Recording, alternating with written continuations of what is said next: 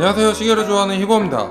파네라이 PAM01033에 대한 리뷰 영상을 진행할 텐데, 제가 4달간 착용하면서 느꼈던 모든 것을 굉장히 디테일하게 담아봤습니다. 파네라이에 대해서 시계 마니아분들은 잘 아시겠지만 일반인들에게는 조금 생소할 수 있기에 브랜드에 대해 간략하게 말씀드리고 넘어가도록 하겠습니다. 오피친의 파네라이는 자신만의 색깔을 분명히 가지고 있는 명품 시계 브랜드라고 말씀드릴 수 있겠습니다. 일반적으로 명품 시계들은 대부분 메이드 인 스위스 혹은 저먼입니다. 하지만 파네라이는 조금 특이한 이탈리아 태생의 브랜드인데요. 역사에 대해 간단히 말씀드리면 1860년에 최초 매장은 시계뿐만이 아닌 나침반, 수중 손전등 등의 군용기기와 군용 시계를 납품하는 공방이었습니다. 이 공방은 파네라이의 마니아인 파네리스트들의 성지 같은 곳으로 인증샷들이 올라오기도 합니다.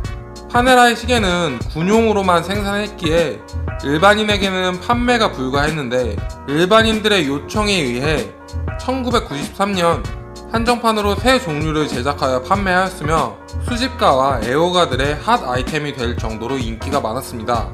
그러다 1997년 리슈몽에 인수되었고, 그룹의 전폭적인 지원하에 1998년부터 판매되며 오버사이즈 워치의 유행을 만들어냈고, 20년 정도 되는 짧은 기간 안에 명품 시계의 한 자리를 차지하게 되었습니다.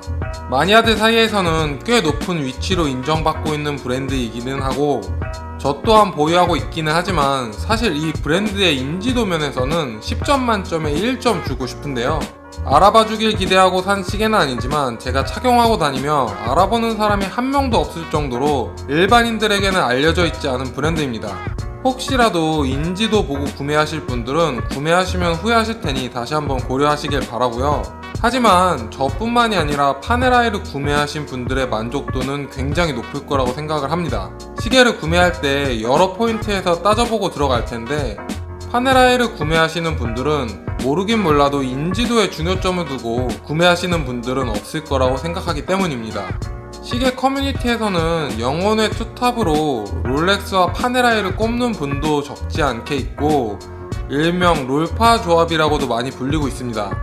제가 붙인 별명은 아니니 참고하시기 바라고요. 스포츠워치를 좋아하시는 분 중 롤렉스를 가지고 있는데 다음 시계를 찾는 중이라면 파네라이를 한 번쯤은 고려를 해보셨을 거라고 생각하는데, 그 이유를 찾아보자면 다른 브랜드에서는 찾아볼 수 없는 외형과 아이덴티티를 가지고 있기 때문이라고 생각합니다. 하이엔드급에서 파네라이의 느낌을 가진 시계는 찾아볼 수 없고, 베렌로스 정도를 제외하고는 비슷한 느낌의 시계를 찾아볼 수가 없습니다. 물론 몇몇 오마주들이 있기는 하지만 이런 외형의 시계 중엔 파네라이가 최고의 브랜드라고 볼 수 있고, 그 때문에 선택받을 수 있는 거라고 생각합니다. 그리고 무엇보다 실물 깡패인데 실제로 보면 너무나 예쁩니다. 사실 이게 제일 큰 장점 같습니다. 그럼 제가 수많은 파네라이 모델 중에서 왜 이 모델을 선택하게 되었는지, 그리고 이 시계는 어떠한지 리뷰를 시작해보도록 하겠습니다. 제가 수많은 파네라이에서 이 모델을 선정한 기준의 첫 번째는 파네라이의 아이덴티티인 이 샌드위치 다이얼과 크라운 가드를 가지고 있는 것이 조건이었습니다. 그렇기 때문에 루미노르 라인의 모델들 중에서 선택을 하게 되었고요. 그리고 보유하고 있던 시계들과 겹치지 않는 다이얼 색상인 블루 다이얼을 가짐과 동시에 GMT 기능까지 보유하고 있는 이 모델을 선택하게 되었습니다. 스펙 먼저 말씀드리겠습니다. 케이스 크기 44mm, 두께 15mm, 러그 투 러그 53mm, 러그 넓이 24mm, 사파이어 글라스, P9011 자사 무브먼트, 300m 방수와 72시간 리저브를 가지고 있습니다. 먼저 다이얼을 보게 되면 보통 시계의 다이얼의 인덱스 표시는 다이얼에 무언가를 붙이는 양각 형태이거나 혹은 프린팅을 하는 방법을 씁니다. 하지만 이 파네라이의 샌드위치 다이얼은 말 그대로 두 개의 판넬을 샌드위치로 겹친 형태인데요. 아래판을 야광 물질로 만든 후에 윗판을 판에 음각으로 제작합니다. 그리고 이 음각 인덱스의 야광은 지속력과 색깔이 훌륭하며 파네라이의 장점 중 하나입니다. 표현할 수 있는 아이템이 한정적인 시계에서 아이덴티티가 확실하다는 것은 큰 장점이라고 볼 수 있겠죠. 보통 파네라이의 다이얼은 블랙 색상의 매트한 형태인 반면 이 블루 다이얼 같은 경우 썬레이 형태를 보여주는데, 제가 청판을 선택한 이유 중에 하나이기도 합니다. 은은한 블루 색상이 아주 마음에 듭니다. 핸즈는 베이지색의 톤을 보여주고 있고 화살표 모양은 GMT 핸즈로 베젤에 24시간 마킹이 안 되어 있기 때문에 12시간 단위로 측정이 되며 한 곳의 다른 나라의 시각을 표현할 수 있습니다. 그리고 요 3시 같은 경우에는 데이트, 이 9시 같은 경우에는 스몰 세컨이 위치를 하고 있고요. 다이얼에는 루미노르와 파네라이가 보이는데 거추장스러운 미적 요소는 제외한 심플한 형태의 구성으로 한눈에 몇 시인지를 알 수 있는 뛰어난 시인성을 보여줍니다. 군용 시계로서 가장 중요한 부분 중에 하나이겠죠. 다음은 이 원형 다이얼을 감싸는 사각 형태의 쿠션 케이스의 외형과 그리고 베젤, 그리고 크라운 가드를 볼 수 있습니다. 이 베젤 같은 경우에는 브러쉬 처리된 케이스와 대비되게 폴리싱된 형태로 만들어 포인트를 주고 있지만 스크래치에는 조금 취약합니다. 제가 시계를 막 아껴 차는 편은 아니지만 험하게 차지도 않는데 잘 보게 되면 군데군데 스크래치가 있는 것을 보실 수 있을 거예요. 그래서 이 유광 형태이기 때문에 스크래치에는 취약할 수밖에 없다라고 말씀드릴 수 있겠습니다. 이 부분은 어쩔 수 없이 생길 수밖에 없고 나중에 폴리싱을 하시거나 아니면 베젤만 따로 구매하셔서 교체를 하실 수도 있는데 구매 시에는 약 40만원 정도가 소요됩니다. 다음은 사각 형태의 쿠션 케이스인데 손목에 각진 부분이 닿지 않게끔 만들어진 세심한 모습을 볼 수 있습니다. 이 손목을 시계에 찬 상태에서는 진짜 억지로 닿아보려고 해도 손목이 부러지지 않은 다음에는 절대 닿지 못하는데 이런 식으로 손목이 닿지 않게끔 만들어준 이 세심한 부분을 칭찬해줘야 될 것 같습니다. 이게 제가 지금 이렇게 손목을 닿으려고 해도 이런 부분들이 절대 손목에 닿지 않게끔 다 모아준 모습을 볼 수 있습니다. 그리고 이 브러쉬의 결의 형태도 그 부분의 형태에 따라 방향을 바꿔주면 되어 있는 것도 확인할 수 있는데 고가 시계의 디테일한 마감 처리를 볼 수 있습니다. 쿠션 형태를 따라서 브러쉬가 되어 있는 것이 보이고요. 마찬가지로 모든 부분들이 다 생김새에 따라서 브러쉬 방향을 바꾸어 주어가며 세심한 처리를 보이고 있습니다. 아래쪽 부분도 보게 되면 방향이 바뀌면서 브러쉬 처리가 되어 있는 모습을 볼 수 있습니다. 다음은 크라운 가드를 볼 텐데요. 이 또한 파네라이만의 아이덴티티를 가지고 있는 부분입니다. 반원 형태의 디자인을 가지고 있고 둥그스름한 이 형태 때문에 손목에 닿는 부분도 전혀 아프거나 하지 않습니다.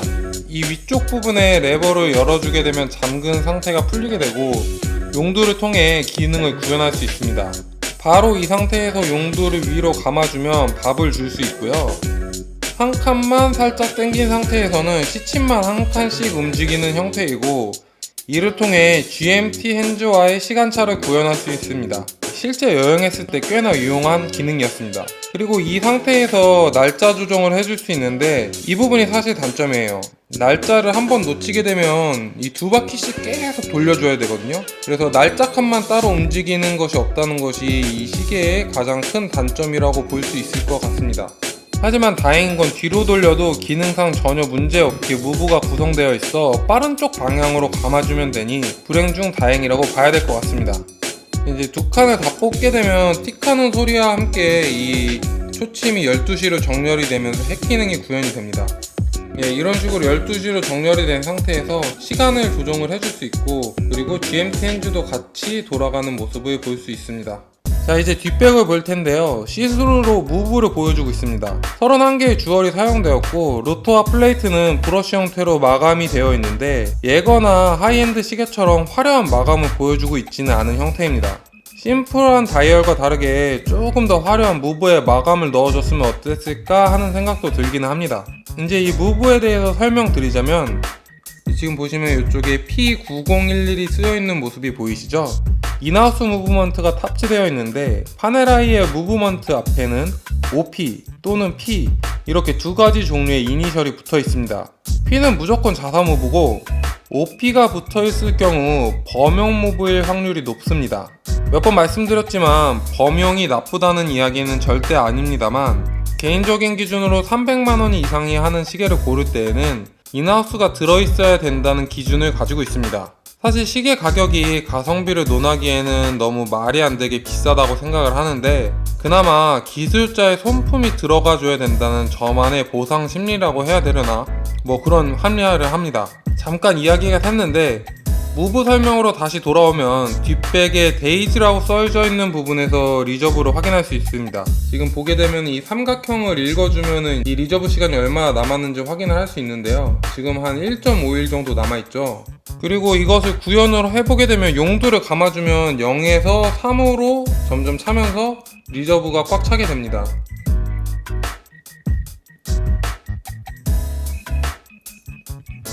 조금씩 이 태엽이 위로 움직이시는 게 보일 거예요. 점점 움직이고 있죠? 이렇게 수동으로 감아주시거나 이런 식으로 로터를 감아주셔도 됩니다. 지금 현재 상태에서는 로터가 이렇게 팽글팽글 돌아가는 반면에 이 3일이 다 찬 다음에 이 로터가 뻑뻑해져서 더 이상 잘 돌아가지를 않습니다. 제가 지금 한번 보여드릴게요. 지금 보시게 되면 제가 수동으로 3일에 다 감아줬거든요. 그래서 이제 이 3일인 상태에서 로터를 쳐주게 되면은 돌아가질 않습니다. 자, 이제 많이 돌아가 봐야 한 바퀴 반 정도밖에 돌아가지 않는 모습을 볼 수 있는데요. 아마도 태엽이 다 감겨있는 상태에서 억지로 와인딩이 되게 되면 무브에 무리가 가기에 설계상 로터가 더 감기지 않도록 해놓은 것 같습니다. 그리고 수동으로 제가 1일 정도만 감아놓고 하루 동안 차고 다니면 2.5에서 3일까지 다 충전이 될 정도로 이 로터의 효율은 엄청나게 좋습니다. 이 시스루 무브 바깥쪽을 보게 되면 음각으로 오피친의 파네라이가 각인되어 있는 모습이 보이고요. 그리고 여기에는 이제 스테인리스 스틸 그리고 300m 방수 뭐 이런 것들이 써져 있는데, 이쪽에 보시게 되면 얘 혼자 음각을 파놓은 기준으로 얘가 또 양각으로 숫자들이 써져 있죠. 얘는 이 1500개 중에 824번째 모델이다 라는 이야기입니다. 그래서 이게 꼭 만든 순서를 의미하진 않고요. 랜덤으로 번호가 따져서 나오는 형태이고, 이 1500번이 모두 다 따지게 되면 이 모델은 단종이 되고 이제 다른 형태의 모델이 출시가 되게 됩니다. 이것도 파네라이만의 특징이라고 볼 수 있고, 1호차 같은 경우에는 이 COSC를 통과하고 나오기 때문에 제가 한 달간 측정해본 결과 플러스 8초가 나옵니다. 일정하게 8초씩 나오기 때문에 무브를 굳이 건드리는 것보다는 놔두는 게 나을 것 같기도 하고 해서 저는 이제 수정을 하지 않았고요. 그리고 어차피 오차는 플러스에서 마이너스로 움직이기 때문에 굳이 신경을 안 써도 될 것 같은데, 여튼 오차 범위에 안 들어온 건 살짝 뽑기 운이 부족했던 것 같습니다. 자, 이제 파네라이의 또 다른 매력 중에 하나죠. 줄질에 대한 말씀을 드릴 텐데요. 웬만한 줄은 소화를 엄청 잘하는 시계의 바디를 가지고 있기에 줄 바꿔 차는 재미가 쏠쏠합니다. 파네라이는 본인들의 장점이 줄질인 것을 알고 있기 때문에 시계 구성품에 줄질 도구를 같이 구성되어 있고 굉장히 쉽게 탈부착이 가능합니다. 지금 여기를 보시게 되면 이 부분을 톡톡 누르면은 이 줄이 빠지는 형태이고요. 이렇게 쉽게 줄질이 가능하고 줄 색상이나 모양이 바뀔 때마다 다른 느낌을 받을 수 있어서 다른 시계를 차는 것 같아 이 부분이 정말 괜찮은 것 같습니다. 하지만 지금까지 매칭해본 줄 중에는 역시 오리지널로 나온 이 네이비 색상 줄이 제일 잘 어울리는 것 같은데, 괜히 이 줄이 구성되어 나온 게 아니겠죠. 자, 이렇게 파네라의 리뷰를 마치겠고요. 시계를 좋아하는 히보였습니다. 감사합니다.